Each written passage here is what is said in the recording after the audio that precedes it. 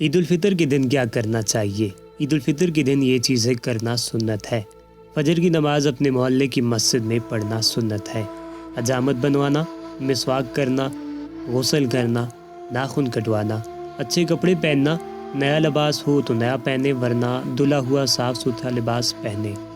اس کے بعد خوشبو لگانا، نماز عید سے پہلے صدقہ فطر ادا کرنا۔ نماز عید کو جانے سے پہلے چند کھجوریں کھانا، 3، 5، 7 یعنی کہ تاک کھجوریں کھانی چاہیے۔ اگر کھجوریں میسر نہ ہوں تو کوئی بھی میٹھی چیز کھائی جا سکتی ہے۔ اگر نماز عید سے پہلے کچھ نہ کھایا تو گناہ نہیں ہوگا، مگر عشاء تک کچھ نہ کھایا تو ملامت کیا جائے گا۔ نماز عید عیدگاہ میں پڑھنی چاہیے۔ عیدگاہ کو جلدی اور پیادل جانا چاہیے۔ عیدگاہ کو ایک راستے سے جانا اور دوسرے راستے سے واپس آنا چاہیے۔ عید کے دن ایک دوسرے سے خوشی کا اظہار کرنا اور عید کی مبارکباد پیش کرنا بھی چاہیے۔